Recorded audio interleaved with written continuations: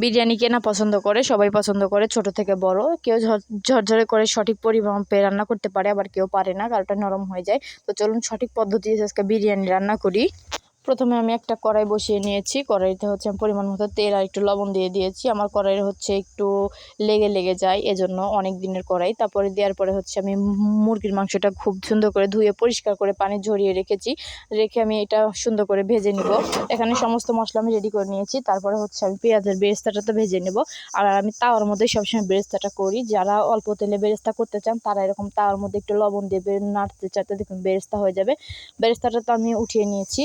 মাংস ভেজেছিলাম ওই তেলেই আমি গরম মশলা, পেঁয়াজ বাটা, তারপরে দিয়ে দিব হচ্ছে টক দই, তারপরে দিয়ে দেবো পরিমাণ মতো লবণ, তারপরে হচ্ছে দিয়ে দেবো আমি এখানে আদা বাটা, রসুন বাটা, গরম মশলার গুঁড়ো, টমেটো সস, তারপরে হচ্ছে ধনে গুঁড়ো, সব কিছু সুন্দর করে দিয়ে আমি খুব ভালো করে এটা হচ্ছে কষিয়ে নেব। আর এখানে অবশ্যই বাদাম বাটার, কিশমিশ বাটারটা দেওয়ার চেষ্টা করবেন। আমি এখানে বাদাম আর কিশমিশ বাটারটাও দিয়েছিলাম। তারপরে হচ্ছে আমি আধা কেজি দুধ জাল করে হচ্ছে 1 পোয়া বানিয়ে নিয়েছিলাম। তারপরে সব কিছু দিয়ে মাংসটা ভালো করে হচ্ছে কষিয়ে নামানোর কিছুক্ষণ আগে আমি হচ্ছে বিরিয়ানি মশলাটা দিয়ে দিব। আর আমার কাছে মনে হয় নামানোর আগে দিলে আমার কাছে ভালো লাগে, তাছাড়া মশলাটা পুড়ে যায়।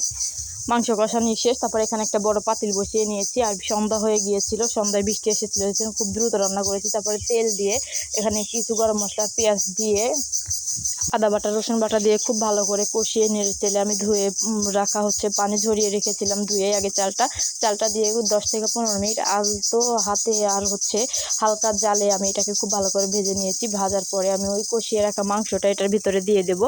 দিয়ে দেওয়ার পরে হচ্ছে আমি আমার পরিমাণ মতো পানি দিয়ে, আর 1 কেজি চালের জন্য এরকম চিপা 1 মুঠ হচ্ছে লবণ দিবেন, আর 1 কেজি পানির জন্য 2 কেজি চাল, 1 কেজি চালের জন্য 2 কেজি পানি দিবেন। এরকমভাবে যত কেজি চাল হবে তার ডাবল পানি দিয়ে দিলে দেখবেন বিরিয়ানিটা হচ্ছে ঝরঝরে হয়ে যাবে। আর মাংসটা ভেজে নিলে মাংসটা ভেঙে যাবে না।